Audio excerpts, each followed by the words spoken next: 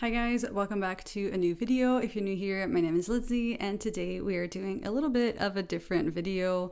I have some true crime content planned for you and I was about to post it, but these videos have been on my mind for quite some time and I decided today I want to do a reaction to one of the videos. The first video I watched was Eleanore Neale and the Ethics of True Crime by Mika S-f, and it came out a few weeks ago. I was definitely very interested in what she had to say, especially because obviously I was interested because I watch Eleanore Neale and also because I create true crime content, and that video had been on my mind for ages, and then YouTube recommended the True Crime Fans Deserve Jail Time video by Nicole Rafiee.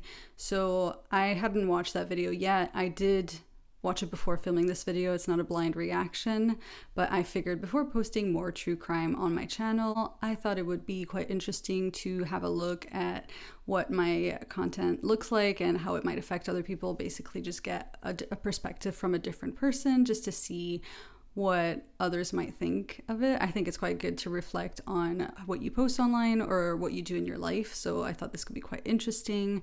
This will probably be a bit of a long video. It's definitely a bit more of a relaxed video. This is not like a reaction that's meant to be like funny or attack anyone. This is just more of a discussion, a reflection. So grab a cup of coffee. This is absolutely not meant to defend true crime or attack anyone who has a different opinion on true crime. As a reference for those who might not be watching my channel regularly or who might not know me very well, I am quite a small channel and I am French American. For those who are confused as to why I cover a lot of French true crime content, I grew up in France, but I sound American because I learned English my mom, who is American, so I have an American accent, and I started posting true crime content kind of randomly on my channel. I'll go more into that in depth like a bit later as I cover the rest of this video.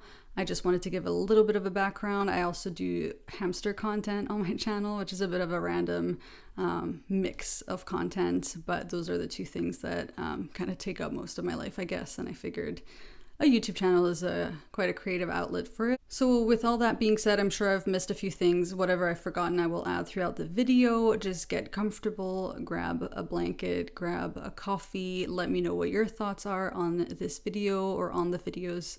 I'm only reacting to the True Crime Fans Deserve Jail Time video. The one on Eleanore Neale and the Ethics of True Crime, I highly recommend watching. Actually, her entire channel is amazing. Mika S-f does like commentary on like philosophy and like rhetoric perspective. I love all her videos. But this one is just more about the True Crime Fans Deserve Jail Time because I thought it was quite interesting as well. So I'll link everything down below. And with all that being said, let's just dive right into it. I swear to God, if I get brutally murdered and my story gets turned into like an ASMR mukbang makeup tutorial true crime video, I am going to haunt every last one of you, and that's a promise. It's quite interesting because I definitely don't mind if someone covers my story.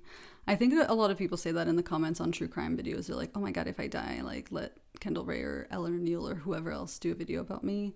However, I do agree, not a fan of the makeup ones or the mukbang ones, but hi, thank you so much for 500,000 subscribers. I swear to God, I'm gonna piss myself at one point. Like, I don't know when it's gonna happen, but it's gonna happen out of excitement. No pissing right now though. I do want to dive right into this video as fast as possible because I have a lot of stuff that I want to cover, a lot of things I want to say, and I cannot forget a single thing. If you clicked on this video, you already know what it's about, so there's your content warning. One of the most embarrassing things about my whole internet experience is that I used to be a true crime girly. There's going to be a lot of pausing, and let me tell you, true crime girly is the last term I would use to describe myself. I used to consume a lot of true crime content. I hate that term. I don't know.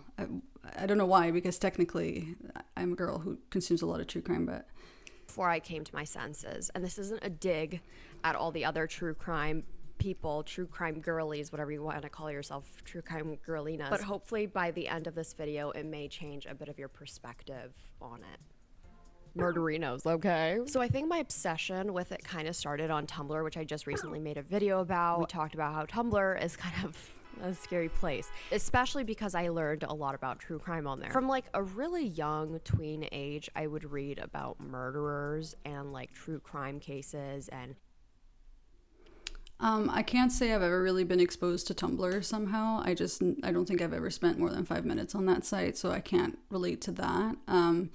However, yeah, I think the gateway for me was like CSI and all that stuff. I was always very much into the forensics. I say it a lot in my true crime videos, like I'm more interested in like the forensic side of things as well. I love that part. So it kind of like started with CSI and then like forensic files and then, true crime content that's documentaries or YouTube, but definitely from a very young age, and it's similar for quite a lot of women I know. Kidnappers and just really, really awful things on the internet. And I think just naturally as humans, we want to understand more about things that we don't understand ourselves. Also, there was just a plethora of information on murderers or the horrible people committing the crimes about their personal lives and like their lives before the act. That really interested me because I was like, I want to know everything about this person. Like, I want to understand why they are the way that they are. But then I kind of slipped down a darker hole. Yeah, I agree. I think everyone wants to know as much as, well, the people who are into true crime want to know as much as possible about the case, and that's why long format videos do quite well on true crime, just because, I feel like a lot of people feel like they're entitled to know, like, if there is the information there, then they're like, give me every single detail. I want to know exactly what happened and how. It's definitely a phenomenon. Now, I won't say, like she was mentioning, you want to get in the head of the person. I'm not sure if she's referring to like the victims or the person committing the crimes. Definitely less interested in the life of the person committing the crimes, though I'll get to that later because I feel like that does play a role. It's home to conspiracy theories. And then I went down an even like deeper hole and I realized that there are actual people who are fans of these murderers and these people who commit such crimes. I didn't know that. Prior to that, I definitely knew that, unfortunately. And whenever I watch, not that I've seen many, but whenever a video is mentioned about like, true crime fans or like psychos or whatever, I don't really like being jumbled in with people who like admire the serial killers or whoever commits the crimes. I would like to argue a lot of people who watch true crime, for the majority part, they're quite genuine people who have compassion and don't idolize these people. But I'm sure obviously there's clearly seems to be a huge market for people who are into the criminals. And I hate that we're part of the same group because technically the Venn diagram is like overlaps is for like true crime content. But I have no time for them. I genuinely do not respect people who like idolize criminals. I don't understand what the deal is. I'm not interested in finding out.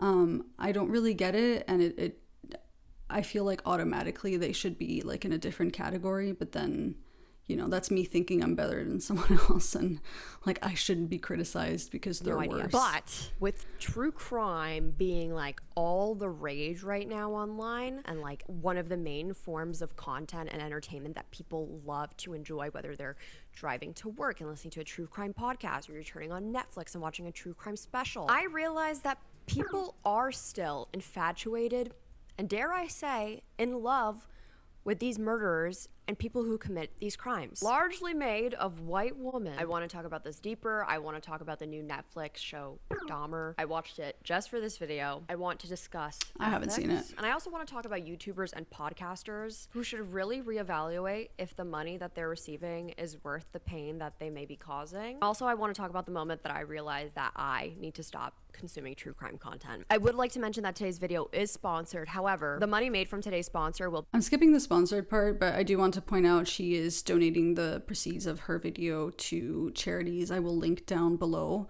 mainly pointing out that women of color and people of color are more targeted when it comes to true crime and being the victims of true crime. So definitely a very important point that I wanted to skip the ad, but also she does mention that, and I'll link them down below. So I think it's quite nice of her to like donate the proceeds to these charities. Talked about earlier on down below. Okay. Doing research on this video made me feel so weird. How is this allowed?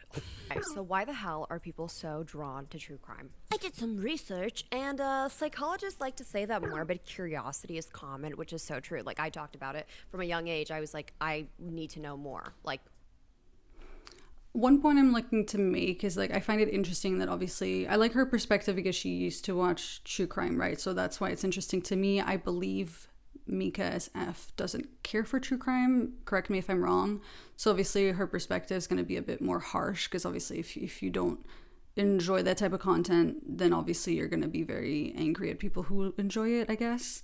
I find it interesting that as someone who used to watch true crime, she researched why people are into true crime, because I think most of us don't ask ourselves why. And she does mention later, it is a form of entertainment, whether you like that word or not.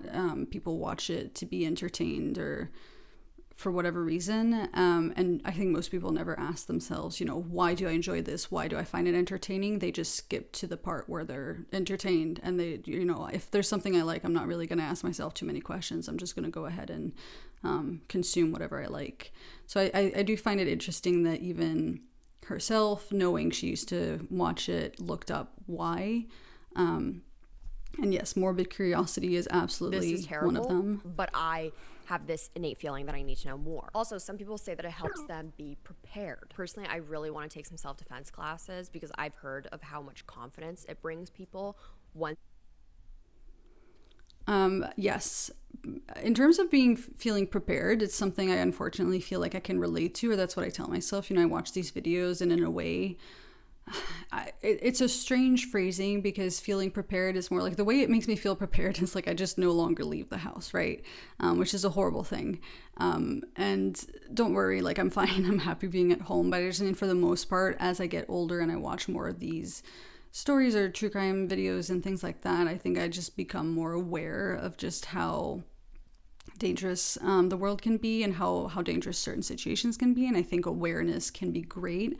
I think people who say, I watch true crime so I'm more prepared, is also, in my head I'm thinking, is that really kind of flipping the blame onto like victims in a way? Because then if you're saying, wow, well, I'm watching this story to see what happened and how I can prevent that from happening, in a way that it's like if the victim had prepared themselves or maybe watched more true crime, they wouldn't have gotten themselves in this situation, which kind of removes the blame from the perpetrator.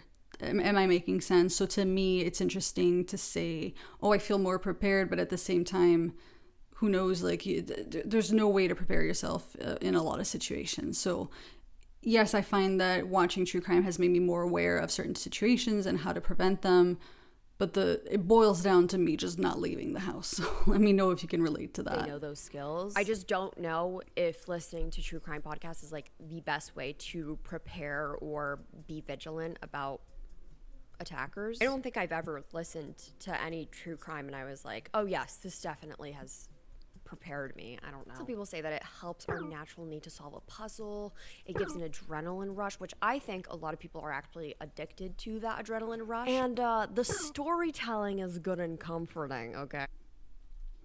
Before she moves on, like the whole puzzle solving part, I do find interesting because obviously, in a way, yes, I think like at least for me personally, I love watching the story unfold in the sense like I like seeing what steps like police have taken and what led to maybe an arrest or what went wrong or what did the opposite and what didn't work and how some people have gotten away with literally murder and like being exposed to some of these flaws in our system. I like that part as well. It's not all just about like the story and like the murder part or the criminal part. So in a way, I think it is quite neat in a good case, dare I say, I know it's terrible phrasing, to see like how sometimes police did an excellent job or the evidence came out of nowhere or like the advances in technology to catch people. I think people think that the world is scarier today than it was 50 years ago, but I don't feel that way. I mean, I wasn't born 50 years ago, so I don't know. But to me, I feel like it's a lot easier to get caught these days. And I think it is, it definitely is an element of like puzzle solving. You're not solving it yourself, but watching that unfold.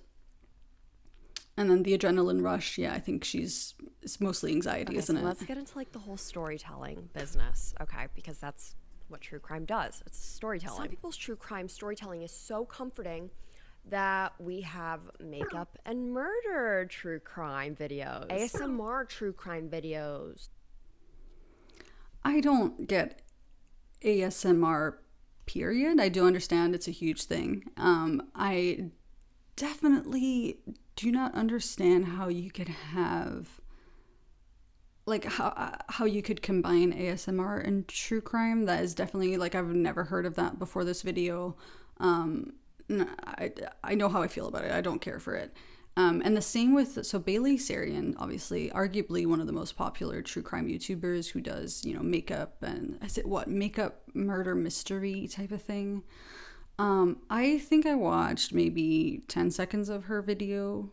Like, I watched one video of her, and I clicked out after the intro. Basically, it was just not for me anyway. My best friend watches her, really likes her content. That's absolutely fine. And I did want to make a point that I find it interesting that makeup and true crime has a huge overlap. Obviously, the majority of people who watch true crime or consume true crime are women. That's a fact. And I think a lot of them enjoy makeup, so it's kind of like both. But on one end, I think, like, I personally don't care for people who cover true crime cases while doing something else, right? So whether it's makeup or like ASMR or anything else, definitely not mukbangs. Hate that. Because to me, it's like you should really be focused on telling the story. But then in my head, I'm thinking, well, I watch YouTube videos. I don't really do podcasts, and I find it interesting that I'll put a YouTube video on, but like not actually watch it. I listen to it while doing something else. So then in my head, I'm thinking, if someone's covering true crime while doing their own makeup, right? Does it make a difference if they're the ones telling the story and doing their makeup, or if I'm listening to the story and doing my own makeup? So if it's playing in the background and I'm doing my own makeup, then what's the real difference, right? I think that's quite interesting. I personally feel like there is a difference. I feel like if you're delivering this content, you should be focusing on that and on the story. But then, I don't know. I guess I'm just thinking out loud here. Let me know what you think.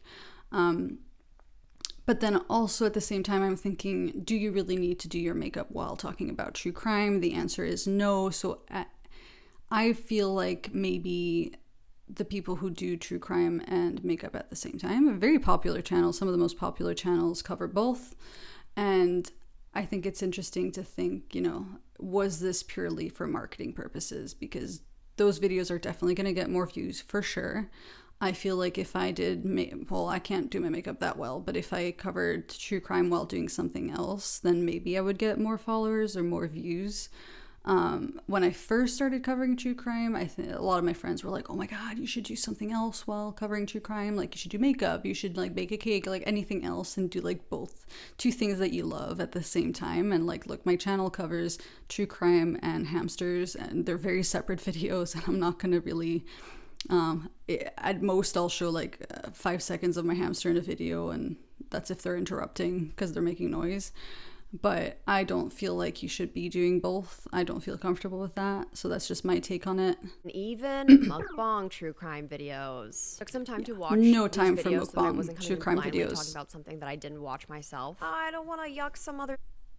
Like, I just quick side note. Like, why would you? I understand mukbang videos because I've watched quite a few of them. And I'm talking about like straight up just people eating. I don't understand why you would want to do eating with like a story time or a true crime video. Like, you're eating. Why would you do both? I don't. But I think that's one of the most disrespectful forms of true crime content. But I don't think that there's anything fucking yum about murder and people's actual death. I feel like there is a severe lack of compassion. There are these videos on the internet being produced by a lot of people because others see that it is a successful business. You can watch me eat Cane's fast food for like 40 minutes straight while I tell you about the rape and murder of like a 9-year-old girl. If you like ASMR to help you go to sleep, don't worry. You can now listen to a whole hour of someone in ASMR talking about the death of 17 men, primarily who are Black, and then the cannibalism involved in all that. You can watch someone do their cut crease while they talk about incest and the abuse of children. I feel like there is a... Yeah, I think that's what probably bothers me. It's more like you are a lot of the time, unless you're talking about a bank robbery. I've done some true crime videos on my channel that aren't like explicit in nature. They're just more like a robbery, like a crazy robbery, or like a conspiracy theory or something like that. So obviously those are obviously less heavy. But if you're talking about a video where someone got murdered or injured or attacked or assaulted in any way, shape, or form, I feel like, yeah, you absolutely, the very least you could do is at least dedicate your focus on the story. That's just, I definitely agree with her there. Disconnect with realizing that this has gone on too far. The lack of compassion for the victim stories, and even in the way in which we are telling them, to now it is a form of entertainment. I think what makes me so sick is that these people are talking about these cases while doing these things that we usually watch for entertainment, like makeup or ASMR or mukbangs. We normally watch these to like unwind and relax, and now it is a form of entertainment and can be made about you or your family because you're not excluded from them. And I think that's part of the issue, is that we don't see these people as real people anymore. The victims, I'm meaning. They are no longer real people or real life. It is just for entertainment. And unfortunately, a lot of these YouTubers would not hesitate if something bad happened to one of their subscribers and it was a juicy enough story, they too would make a video about you. Because I was watching the video and I was like, there is absolutely no way that I would be okay if a video like this was made about me or one of my friends or one of my family members. Yeah, I would be, I mean, obviously my personal opinion for myself is that if I'm dead, I'm dead. So obviously I guess I personally do not care, but it doesn't matter what I think. Obviously you can't just apply my feelings to everyone else. I would probably, yeah, I would think I would definitely be upset if someone made a video about something that happened to a close friend or a family member. I feel like because I watch true crime content, I understand the interest in those stories. I don't think I would be upset about someone making a video. I think I would be upset if they got the information incorrect, or if they got the information wrong, or if they were doing something else at the same time. Yeah, I think that's exactly why I don't do that in my own videos. Is while I still cover true crime and some people are not okay with that or disagree with that, at the same time I feel like I cover it in a way that I would want someone else covering, someone I know, I guess. Or at least I try to. And this is not me, just for the sake of this video, this is not me defending my form of covering true crime and being like, well, the way I talk about it is fine, but let's trash the other people.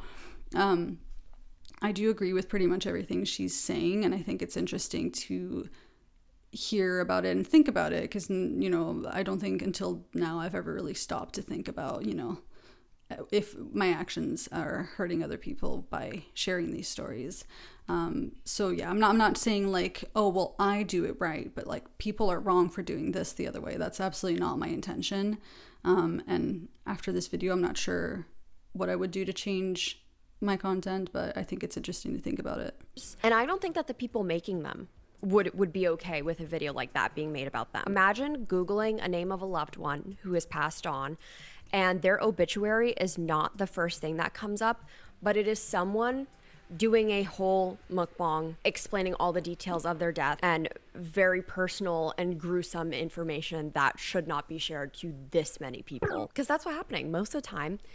These people are not asking for permission from the family. They're not even contributing to the family. Most of the time, none of the AdSense, none of the sponsor money is going to these families and the victims. It is now about the sole benefit of that creator. And we're just gonna keep seeing more and more people want to be true crime content creators because they see how well it works for everyone else. Netflix. Absolutely. And I will say, I believe when I first posted, so the first true crime video I posted, I used to post art on my channel, right? I started a channel because I wanted to start a channel, right? I posted art, and then I quickly realized it was very time consuming, and also very difficult for me to enjoy making art while filming the process. And it was quite costly because I'd have to buy all these supplies. And I think I kind of no longer enjoyed doing that. And then I posted the story of Estelle Mouzin. That's the first true crime story I posted, which was a complete, 180 on my channel. Not that it mattered. At the time, I literally had no one watching me, so I just did whatever I wanted. I still do whatever I want. It's my channel. And I posted that story not because I was suddenly like, oh, I'm going to be a true crime, channel now, because I had no idea if I could be bothered, like researching and covering and filming myself talking all the time instead of filming myself doing something. But the reason why I posted Estelle Mouzin was because that was a case that happened very close to where I grew up in France. I think she was 2 years younger than me when she went missing. She still hasn't been found, though the case has been solved. And it was a case that really affected me. And when I say, like, I know a lot of people can relate. When I say that case was, like, on my mind very regularly, it really was. So I thought, like, my boyfriend doesn't want to keep hearing about these stories. Like, I don't think he's into true crime. He's very patient.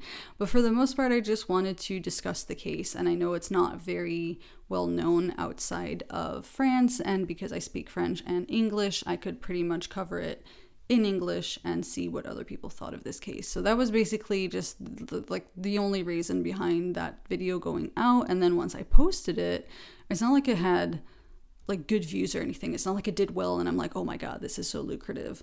I wasn't even monetized. And when I posted it, I realized there were so many other cases on my mind that no other YouTubers had really covered, and I just wanted to talk about them. So literally, like, YouTube was an outlet for me to talk about these cases in depth because I enjoy talking about them in depth. And yeah, and that's kind of how it started. However, I will 100% admit, because I watch Kendall Ray, I watch Eleanore Neale, and I watch like Haley Elizabeth, but she came later, I guess. And, those channels are huge now. They make a lot of money. And yeah, of course, at some point I was like, oh my god, this might take off and I might be like a true crime YouTuber and like make a lot of money. And like, who would turn that down? Who would start a YouTube channel and not hope that one day you can make a decent, like, at least side cash on it, given the economy? Absolutely, that was my thought process. And then over time, like, the amount of time it takes me to make these videos, to prepare, I don't get a lot of views on them overall. I think over time I realized, like, I just make these videos because I enjoy making them. I very, very recently got monetized, but true crime videos are demonetized because of their obvious, controversial content. So I make I don't think I make any money from any of those videos. It's from my hamster content.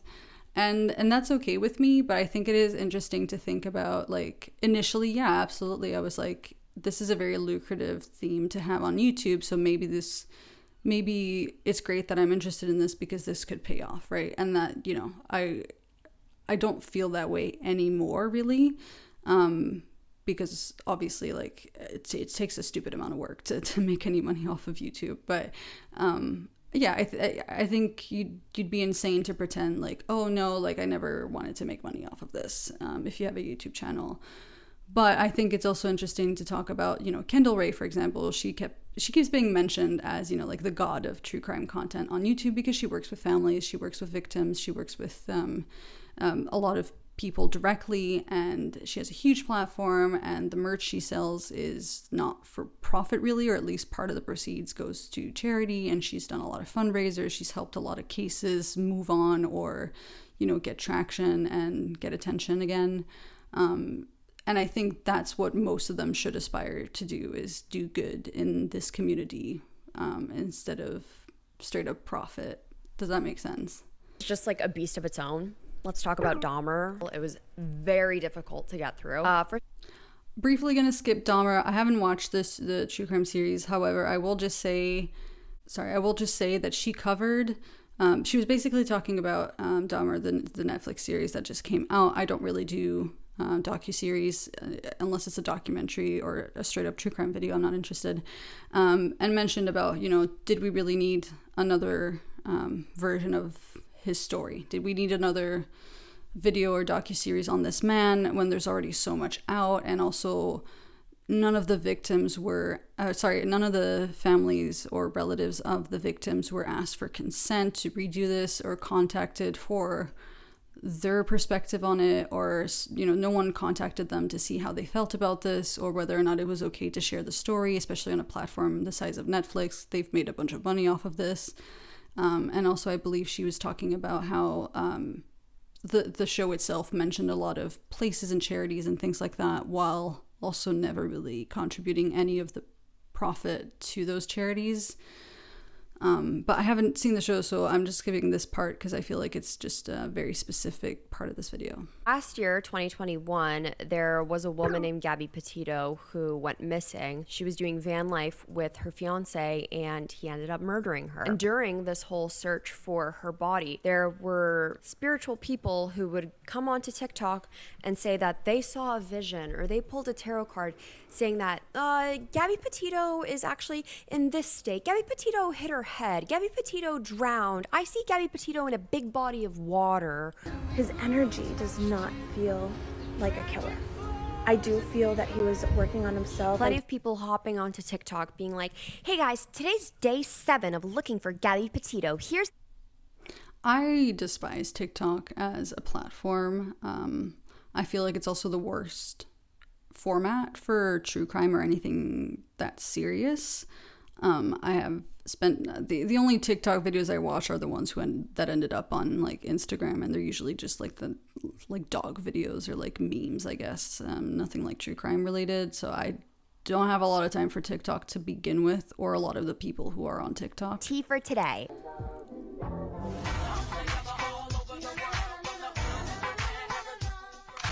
As if this isn't a real person who is missing. As if this isn't a real person who is dead. It was so sick what I saw being done to this true crime case happening in live time, where people were treating it like it was like an episode of The Bachelor.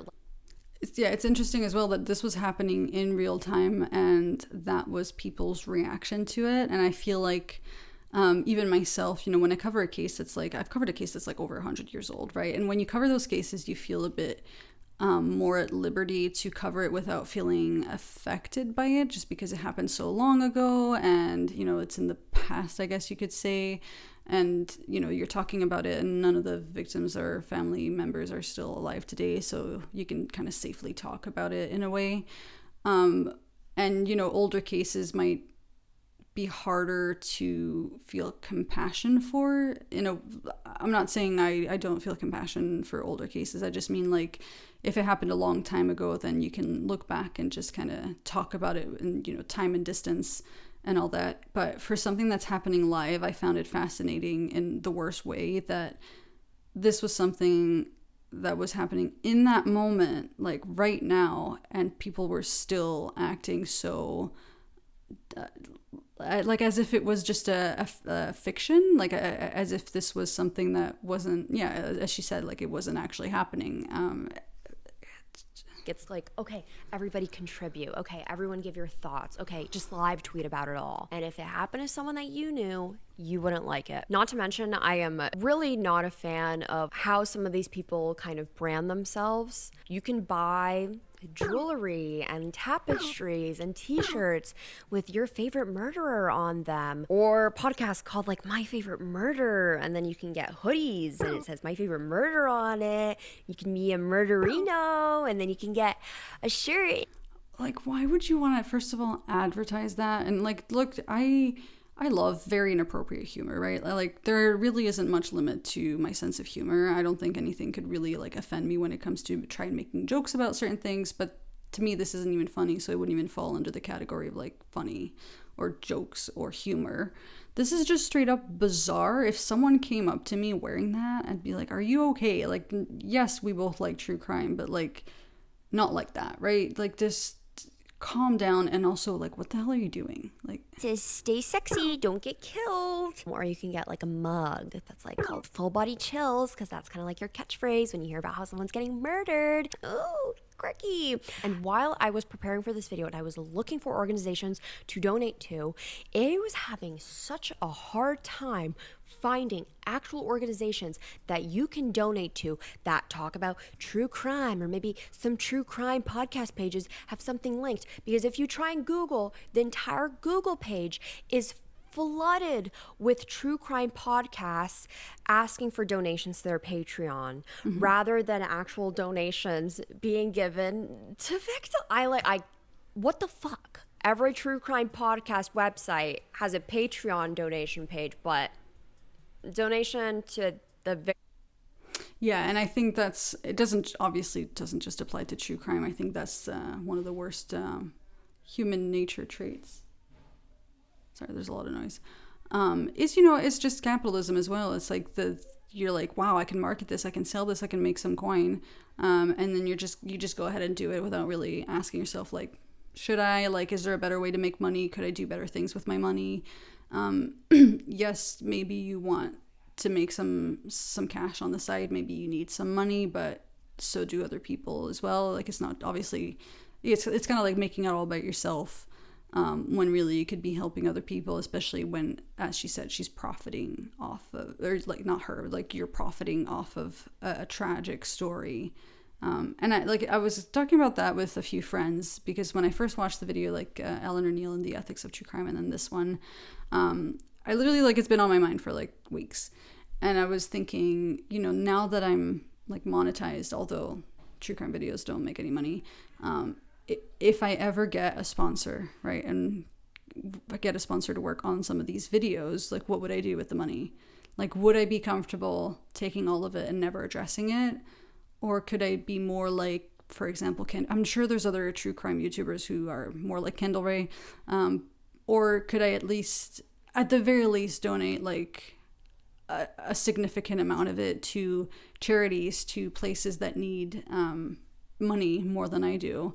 And I think that's why people who create that type of content, or any other type of content, I think it's good to reflect anyway. But I think a lot of people should watch these videos and try to get a different perspective. It's easy to just kind of stay in your own lane, and then you do your thing. And if you never question it, next thing you know, you've become this like kind of, not monster, but like you've become this like entity that does all these things because at no point someone stopped you and said, think about this first.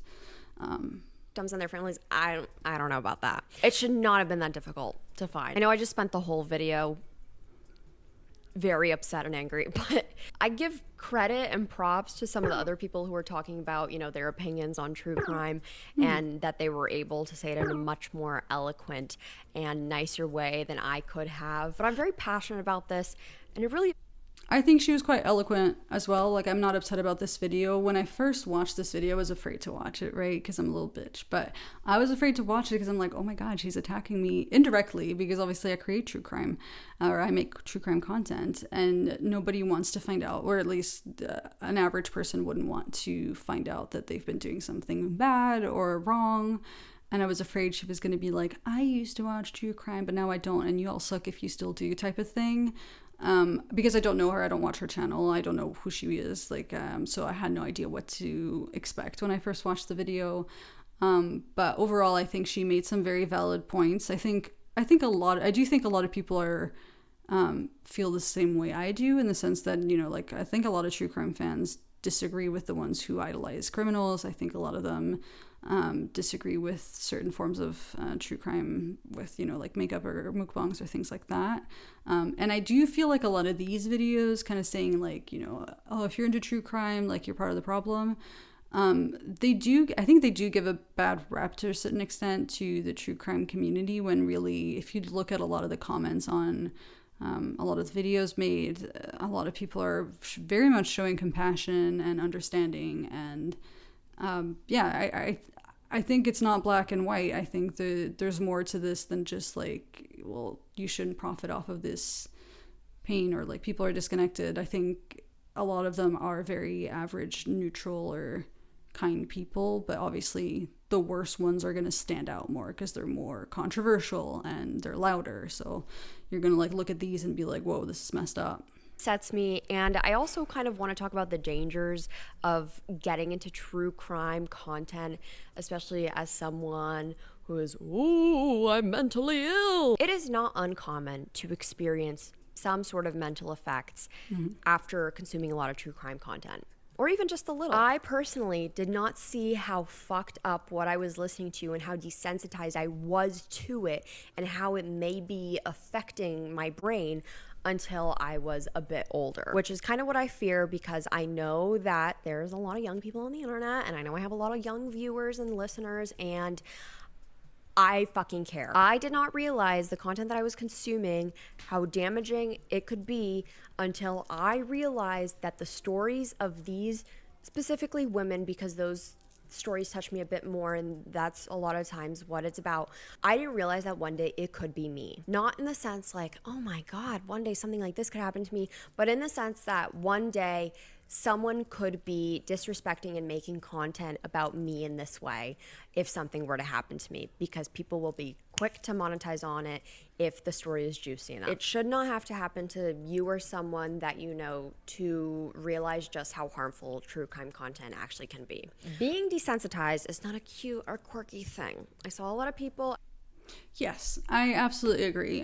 For those who might not know, I actually work in a funeral home, so that's my full-time job, right? I don't do YouTube full-time, which is why I never post regularly. But yeah, I get this question a lot at my job if I ever get a first call or I deal with certain families, I think, because obviously our job is to be more in the background and neutral. I'm not a funeral director or anything. I just, I'm an operative. I have a video on that. And I also work in the mortuary.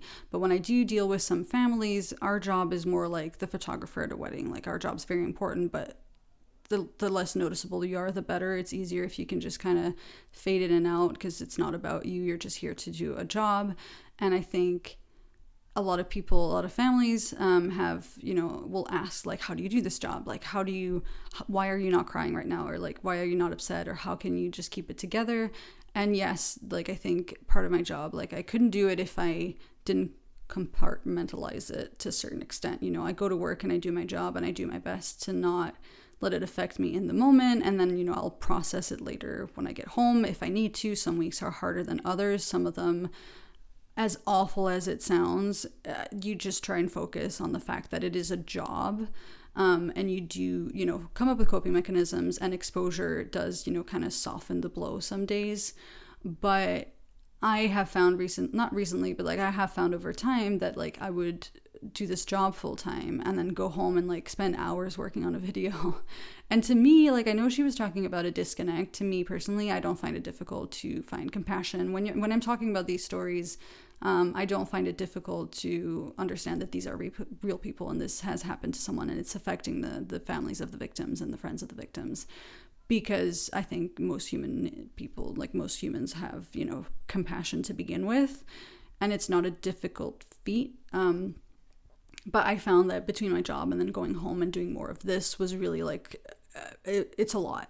It is a lot. So now that I make true crime videos, I actually don't really consume as much as I used to. I literally consume the content on the video I am working on, and that's sometimes worse than just consuming true crime content via someone else, right? So if you're just listening to a video, you can turn off the video and walk away. But or at least for me, when I'm researching a case, I spend a lot of time researching it, making sure I have the right information, scripting it, trying to find out which order to, tell the story in so that it makes sense and it's easy to follow. And the more in-depth you go and the longer you spend on a specific case, the more, like, you feel like, it sounds very dramatic, the more like you feel part of it almost, because you're so, like, into it in the moment. And then some videos are so hard that by the time I post them, I take a break. Or that's why I like to balance my channel with some hamster content that's much more wholesome and easy to work with. I still do really enjoy making true crime content, but yeah, I absolutely agree. It does take a toll on your mental health. Doesn't help that my job takes a toll anyway, but I think it's important to, like, step back and be like, am I actually enjoying this? Like, as awful as that word is, like, is this entertainment that I genuinely like? Does it make me actually happy, or is it just giving me, it's making me feel something, but it's not necessarily joy? Just because you're feeling something doesn't mean it's good. And it's okay to take a step back. It's okay to take breaks or like consume less of it or be more picky with what type of content. Some of them are way less explicit. Some of them don't go into as much detail. And that's something you need to keep in mind. There are some channels I used to watch. I no longer watch them. It's not because the content was bad. It's just because, I don't know, at some point you need to put yourself first. And even then, like, I follow like 3 channels basically: Kendall Rae, Haley Elizabeth, and Eleanore Neale. Side note for the other video I mentioned, if you have watched it, it's by Mika S-f. I still follow Eleanor. I'm still subscribed, only because I want to see how she reacts to this. If you're not aware, she's been a bit more controversial lately because someone commented, like a family member of the victim commented on her video, basically pointing out, you know, she got the information incorrect and blah, blah, blah, and please delete this or please contact me. We can work together to make a video. And like, so far it looks like she's done absolutely zero response. She's just ignored it. There are a few more controversial points about her. I haven't really watched another video yet. I'm just waiting to see if she addresses it or if she does anything to correct her content. And I feel like she's very young. But I think, you know, you do need to, it's so much easier to just address something straight away. Like, just be humble. And if someone points something out, then just address it, take a step back and reevaluate it. But I'm also a bit older. So, you know, I'm not saying I would have done the same thing if I was younger. Anyway, that's just a side note about Eleanor Neale. But I watch these 3 channels, and when I tell you, I'm literally like at least 5 videos behind on every channel, because between making the videos and then my job, some days I'm like, I just want to watch something dumb and funny. So yeah, again, that was just a very long side note that no one cares about, but I'm just saying, yes, it does affect you. If it doesn't, then that's also something you should be concerned about, right? It's not normal to watch a stupid amount of true crime content and feel absolutely, well, I'm not trying to like shame anyone, but like, I'm just saying it might be something you want to look into. If you really don't feel anything when you watch these videos, that's also not healthy. It shouldn't be glamorized, you know, like, I personally like to, like, self-deprecating humor is my thing. And, you know, like, we all like to joke about, you know, like, oh, I'm dead inside. But again, it is serious. Like, you know, if you're just joking about it, making jokes about it, that's fine. But if you're genuinely feeling that way, that's something you should address. So I think it's good that she points that out as well. After they watched Dahmer, they were like, oh, yeah, some people were like gagging and like couldn't finish Dahmer. Meanwhile, like, I had no problem finishing it, and I was eating salsa while watching it. I loved it. It wasn't gory enough for me. So cringe. Once again, these are real people. Second of all, desensitization is such a real thing. Especially those of us who have been on the internet and have seen a thing or two have become extremely desensitized.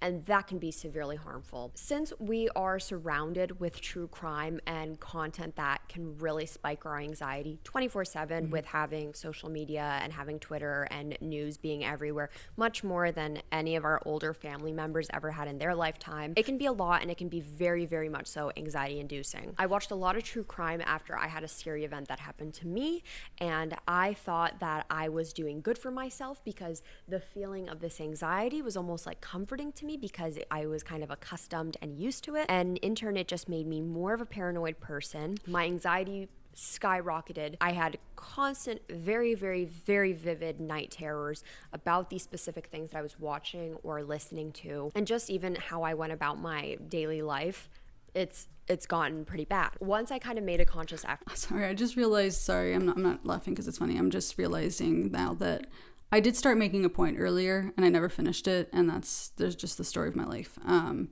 For those who know me, you know what I'm like. But when I was initially talking about the disconnect you feel and being desensitized and how that's not cute, and I started talking about how I work for the funeral home, and like people ask me if it's like, why am I not crying? Why am I not upset? The point I was trying to make initially, before I went on a segue, was just someone asked me, and I remember that someone asked me if I just had no emotions, or if I was dead inside, just because, you know, I was just being professional. I still show compassion and understanding. I'm not just standing there looking like an actual undertaker from like the 1920s.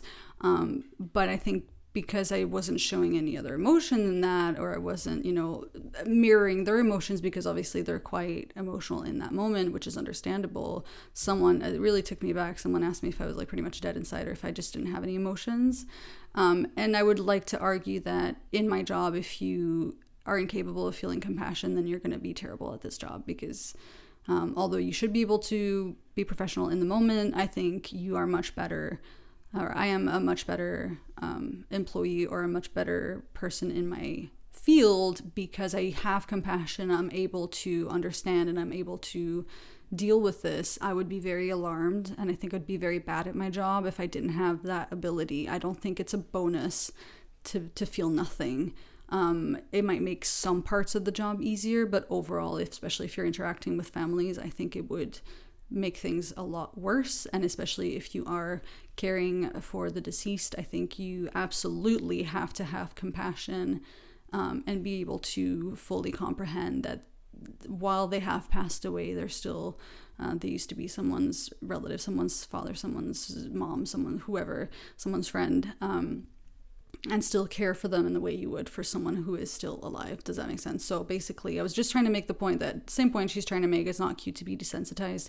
And I think same applies to true crime content. If I was just telling these stories and be like, well, this is what happened, and this is what happened, and then, I would just go on with my life and never think about that case again, then maybe I wouldn't have the ability to like reflect and wonder what's wrong. But I think I would be alarmed if someone else felt that way. If a content creator had no ability to just feel upset or understand that, yes, these videos are real, these stories are real, and people have been affected by them. So anyway, full circle back, I just wanted to make that point fully, because I know if I finish this video, I'm gonna wake up tomorrow night and be like, oh man, I never covered this. So once I realized that this is not content that's good for my noggin, and when I realized I am way better without it, all of those symptoms have gotten much better. And even watching shows like Dahmer, or some of the true crime videos that I did to prepare for this video, I had to take breaks, and I could only watch short snippets because it was already starting to affect me again. So yes. To this day, there are some true crime videos I absolutely stay away from. One of them, I want to pronounce it correctly. Is it the Delphi? Is it the Delphi murders? Am I saying that right? I literally cannot handle that stuff. For whatever reason, I avoid everything that has to do with it. I hope it gets solved, but I stay away from videos because it gives me so much anxiety. And there's quite a few true crime videos that really, really stress me out. I have clicked out of quite a few of them, which is interesting because I have covered some awful true crime cases on my channel. But yeah, I think just click out. If it's affecting you, do not stay. You're not being proud. You're not being brave. Like, no one's impressed. Please remember, desensitization is not a good thing. We want to be vigilant, we want to stay aware, and we don't want to be desensitized to these awful things happening to others. If you are a fan of true crime, I guess I would say, I can't tell you to stop watching it altogether. Obviously, you consume the content that you enjoy, but please be aware of some of the things that I brought up and who these stories are about. I think there are definitely ways to do true crime in a way that's respectful and honorable to the victims and their families. I know there are YouTubers who apparently does a really great job at telling some of these stories and works with the families and gives voices to them. Again, I think she's probably referring to Kendall Rae because everyone brings up Kendall Rae in these situations, and they're right. She is amazing. I absolutely love her. I love her content, and I think she delivers stories in a very neutral way. On the note about working with families, so obviously Kendall Rae works with families. I'm not sure if they contact her directly or if she contacts them. I'm not sure what the dynamic is. And at first when I watch these videos and people are like, well, if you do true crime, you should work with families, right? And ideally, I think that would be perfect. I think that would be amazing because I think a lot of people watch YouTube in a way that's like you feel closer to the person behind the camera than on like a show that's on TV. And I think it could very much raise more awareness or help solve cases because, the force of social media can be amazing. And at first, so when I watch these videos and they're like, you should work with families, and in my head, it's like me just being like, just feeling attacked and like defending myself. It's like, well, what if they're a small channel and like nobody wants to work with them? But then I realize I am working with ELWOOD Jones, who reached out to me, who's, if you're not familiar, I have some videos on my channel, linked down below, who's on death row, and I don't believe he should be on death row. I don't believe he had a fair trial. I have covered it, and I'm still in touch with him. So I feel like in a way, it's not really an excuse to like, be like, oh, well, how could I ever work with anyone because of this, and that? There is always a way. I think you absolutely can. Maybe stop covering the same 5 cases like Ted Bundy. We don't need another John Wayne Gacy video. And that's not me being like, wow, this is boring, we've been over it, come up with something new. I just mean like if you cover some lesser known cases, some more recent cases, like Kendall Ray's covering recent like disappearances, unsolved cases, that's how you end up working with families. And I feel like a lot of the big YouTubers who absolutely have access because of the size of their platform to work with families, I do find it's a shame that they don't take that opportunity, because why wouldn't you not? And that's why I'm so shocked that Eleanore Neale never addressed the whole debacle about a family member reaching out to her, because why would you not? First of all, how do you just go to bed at night and be like, wow, I really upset a family member directly, like someone reached out to me and I've upset someone, I'm just gonna move on? I would literally die inside. I would be mortified, and I would immediately like take action to correct it. Again, that's what I would do. And I'm trying to be like, oh my God, I would be so much better at this. You know, I would do the right thing. But what I'm saying is like, how could you turn down the opportunity to work with a family and truly tell the story? And first of all, get all of the information very correctly. Like, it's like, because you're working with them directly, you can be sure that the information they give you is accurate. And also, like, they can help control the narrative, and maybe they want to make points about something. I don't know. I feel like even if you are a small channel, I think there are options. And I think if you're a larger channel, you definitely should make more of an effort. That's my personal take on it. I know that there's documentaries, and I'm sure podcasts and other videos that do not glamorize the person who did the crime or these actions, or et cetera, et cetera. Unfortunately, I am not the best person to recommend anything because I don't really consume any of it anymore. But you'd also consume like stuff that's fiction, like fiction books or shows. No one's gonna do that. Anyway. Well, that's pretty much the end of that video. Unrelated side comment. She literally talks and pronounces words, and like, she has the mannerisms of Amy Rausch. Like, she's a vlogger I follow, and like the whole time I first watched this video, I was like, she looks like maybe from Arrested Development, but also talks like Amy Rausch, she's a small vlogger. Anyway, just had to get that out of the way.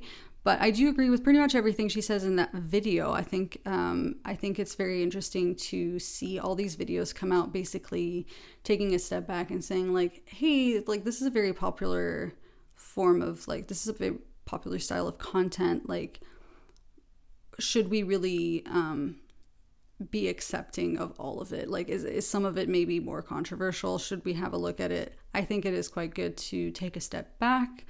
I'd like to think my content so far is not particularly controversial. I think I'll have to go back and watch my videos again. I never do because it makes me cringe, and just see like how my delivery is, like with a bit of like a few months of like perspective, and you know, just looking back.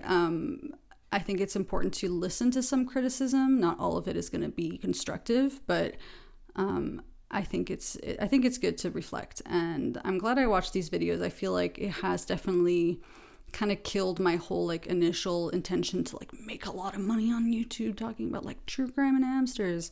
Obviously I have no problem making money off of my hamster videos, but I think, yes, everyone should make more. That's my personal take. Everyone should make more of an effort to give back and be able to help out. And if you are going to talk about these stories that affect other people, while you're just conveniently removed from the whole situation, then the least you could do is give back. I absolutely agree with that. If you haven't watched the other video I mentioned, please watch it down below. I think it's very fascinating. It's not just about Eleanore Neale. The whole point was not to just like trash talk her, but I thought it was quite interesting. And yeah, I think the last point I wanted to make as well, which she didn't really talk about in this video, but it's just like, I think people forget just how easy it is to start a channel, right? The barrier for entry is none. You just need an internet connection, a Gmail account, I think, and then that's it, and just like a camera, I guess. And you can just start posting whatever you want virtually within the terms and conditions, and that's it. Is it terms of conditions? No, terms and conditions, right? So yeah, like the barrier for entry is none. A lot of people are very much into true crime. That doesn't make any of us an expert. And all you have to do is just kind of quickly Google something and then come up with a story and just talk about it. And I think a lot of people have faith that the person researching the case has done the right amount of research, is not talking nonsense, and has got the information correctly. But the bottom line is like a lot of people haven't. So be more picky with what you consume and what you like to watch. And overall, like, let me know what your thoughts are on this video. It's definitely a long video, so if you've made it this far, thank you. And the next video will be true crime, another French case I have. And yeah, I'm running out of battery and I'm running out of thoughts. But I thought this was a great video to react to. I don't think I'll be having many more like reaction videos on my channel because I'm not a reaction channel. But let me know what you think. Like and subscribe if you haven't already, and I will see you in the next one. Bye.